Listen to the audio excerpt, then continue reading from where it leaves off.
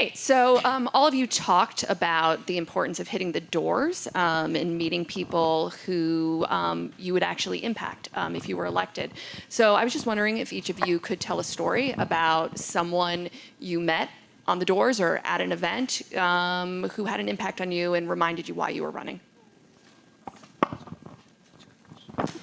You go. Tell us an Odessa story. I will. How'd you know? Midland. But Midland? So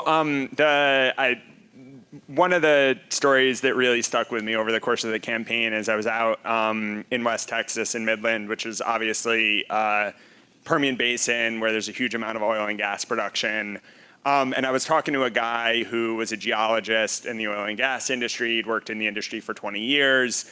And he said to me, like, hey, this has been my career. This is the only thing I know. I'm going to send my kids to college from the money I've made working in oil and gas. But I'm sick of coming home and having my neighbors think that I'm poisoning their air and their water.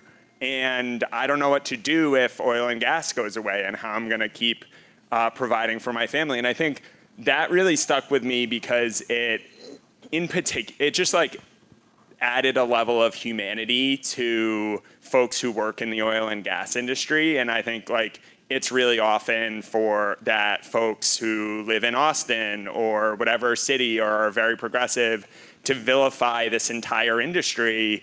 But the reality is there's like hundreds of thousands of Texans that make their living in oil and gas, and that we need to be thinking about them and what the impact of an economic and energy transition is going to be on them. And really the problem is not this guy who's working in the industry. The problem is corrupt oil and gas executives who are using their money to buy corrupt politicians who then make policies that are hurting all of us. And so I think reframing the conversation in that way was always really effective, and that was something I tried to do really deliberately, and frankly had like people in Austin sort of being like, a little weary, like, Luke, why aren't you talking about the Green New Deal? Or why aren't you like more progressive on climate issues? It's like, oh, I'm incredibly progressive on climate issues. But I just think that we can extend a level of humanity to all the people who are going to be impacted by what's happening, not just, the people I know or ourselves.